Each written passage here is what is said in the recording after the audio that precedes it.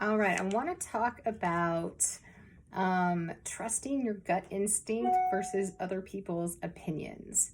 And you probably are thinking that I would say, oh, trust your gut instinct. And a lot of times that's true, except I've been reflecting on my own life a lot lately. And I've been trying to actually allow space for other people and their opinions to weigh in on certain things for me. Because one of the things that I've done is I've realized one of my flaws was, as a very strong, opinionated person, I haven't allowed the space for people that I'm close to feel as if they can offer an opinion or some insight into an area of my life. And when I look back on certain things in my life, I realized that I really wish I had other people's opinions and that I had allowed that space, that they felt comfortable enough that they could voice something to me. And the reason is because when I went with my gut instinct on some things and did not allow some perspective, I had things that happened in my life where my life got significantly worse. And I think a lot of times we think, well, we got to trust ourselves. And I agree with that, except I also believe in the power of community and the power of your community and the power of your friends and your families, having a different perspective and an insight that they can actually come to the table with and provide you. One thing that happened recently was I had a couple series of dates, and things were getting kind of muddy between a couple of them, and I was thinking of canceling one. And I reached out to one of my friends because I was like, you know what? I'm going to ask for some perspective. I know what I'm feeling like I should do, when I'm being kind of like pulled towards, what I think should be the right decision. And she's like, don't put all your eggs in one basket. And I was like, oh my gosh, she sounds like my therapist, right? So I'm like, you know what? I'm going to listen to her. And I tell you what, I ended up going on the date. I was kind of thinking of canceling, and it went really well. And not only did it go really well, but the other person that I was also going to maybe go on a date with, that whole thing fell apart bad. And over the course of a couple days, I was really grateful that I did not listen to my gut instinct of where it was pulling me to go. And instead, I had actually listened to the advice of my friend, because it allowed me to be in a space of having a situation that actually worked out better.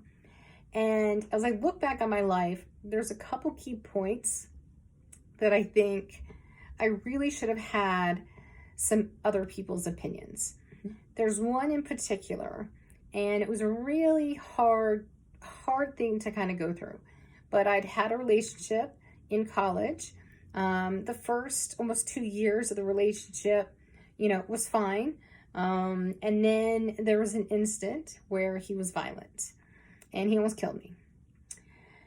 And there's a lot of stuff wrapped up when you love somebody, right? And when you come from a space of religion, for example, and you're really struggling with what are the lines of acceptability, right? What are the lines to walk away versus, fight it out and try to help the person you love overcome their demons, and how do you forgive, and that sort of thing, and when the times are tough, and you got to be in it together, etc., etc., etc., etc.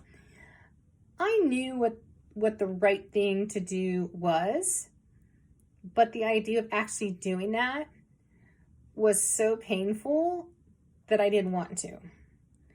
And I remember, like 2 months later, I graduated from college. And I made the choice to actually move my boyfriend with me across the country. And I remember at the time being like, this is the time to fully break. If I'm going to break up with this is the time, for sure, right? It's clean, it's easy, I move, it's done, move on. What ended up happening was an additional 2.5 years went by in my life. My life got worse. I spiraled, into financial, debt that I almost felt like I couldn't get out of. I spiraled into, drugs, specifically with the boyfriend at the time, things got really bad. I felt like I couldn't get out of it. There were a lot more things as far as the emotional abuse got really bad, really, really bad. The physical abuse was scary as well. And there were things that in the end, the whole thing just fell apart. And I got to a point with my own soul where I barely felt as if I could feel anything. Like I only had an ember burning left. And it wasn't for about another 10 years when I was having a conversation with my mom. And she actually told me that at my graduation, my boyfriend's dad actually told his son that he needed to let me go, that I was meant for greater things. And he said this to my mother.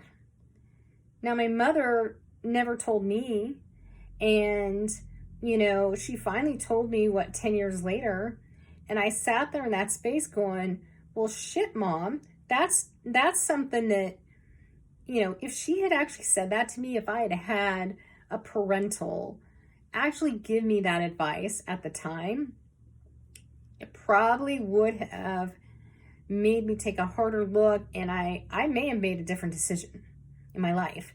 Because at the time I was teetering on the fence, and I wasn't really sure which way to go. Like on the one hand, my logical brain saying, go this way. And on the other side, my emotional brain was like, no, stay here. He loves you. You love him.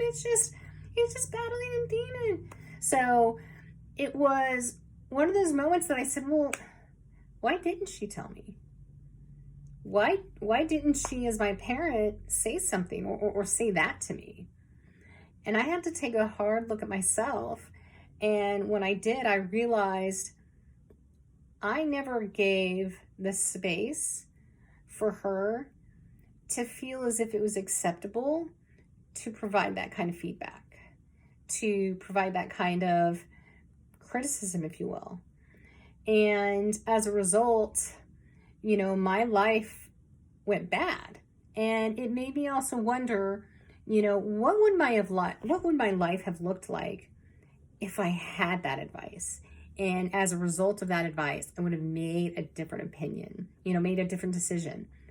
And I sit there and I wonder if instead of taking 10 steps back in my life, if instead I would have automatically started taking steps forward. And maybe I would have found another relationship that was, a much better relationship. And instead of becoming more damaged, that I actually would have sprung forward and, found more peace and happiness and excitement and, someone that treated me better. And as a result, after eventually getting out of that relationship in kind of a scary moment in time where I had a group of guys that literally helped me in 2 hours move my stuff out of the place, and I went, unlisted on all my numbers and everything, so he couldn't, get a hold of me 2.5 years after all that. I had my own healing I had to do, and it took me a while, years to get through that. And I'm still healing from some of that trauma. And I realized, especially the last several years, that I need to do a better job of providing that space and providing the ability for the people that love me to feel like they can voice their opinion without me, being snarky or retaliatory or not talking to them or, being hurt, right? Or feeling like, I don't know the answers and you're telling me the answer and I don't agree. And so it's something that I've had to really consciously take steps to say, okay, I'm going to reach out to people that care about me and I'm going to ask their opinion. I'm going to ask for their feedback and I'm going to see what they say. And, at times I'm going to say, you know what? I'm going to go with what they say and let's see where it leads me. And in the instance here recently with, these guys that I was going on dates with, when I leaned into the advice that one of my friends gave me, it actually had the positive experience that I was looking for, the experience I was hoping for. And I realized that, I gave that space to my friend, and I trust her and I respect her and her feedback and her opinion.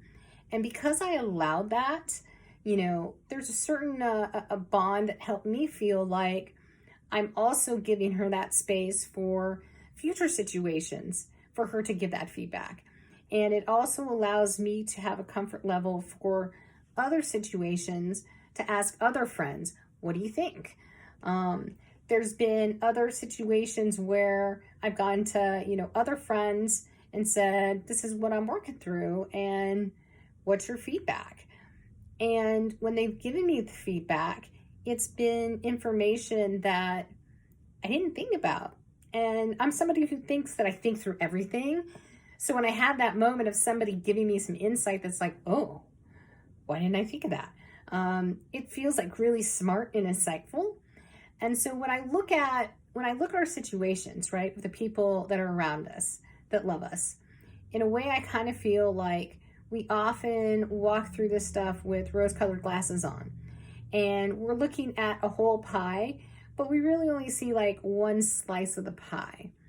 And often when you get, the feedback from people around you, that happens to be other slices of the pie that you actually get to see and you get to experience. And when you get those other slices of the pie, you say, okay, well, hold on a second.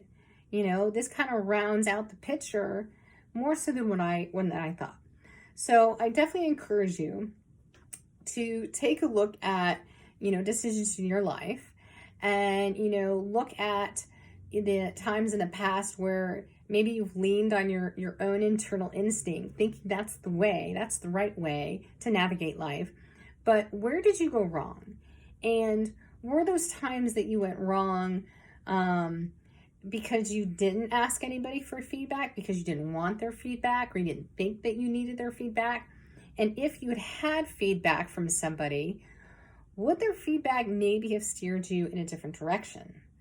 And if it had, could that direction have been better?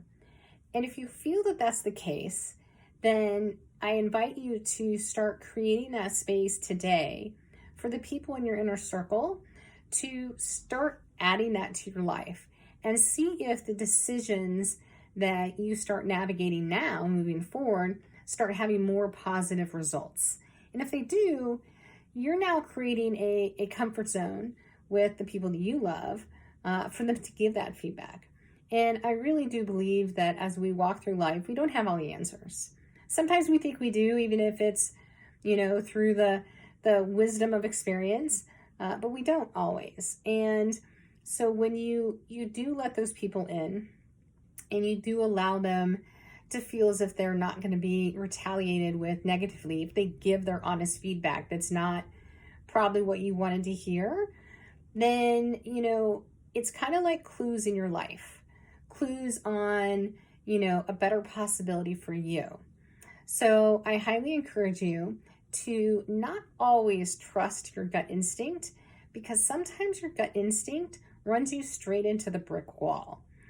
And sometimes it's better to see more slices of the pie in order to really see the full pie that you're looking at. So if you find this interesting, obviously I do life coaching, and I'm coming out with a Reset Your Mindset course soon. And you can follow me on Pallas for my YouTube channel, on Instagram at Talk to Pallas, or you can visit my website at talktopallas.com.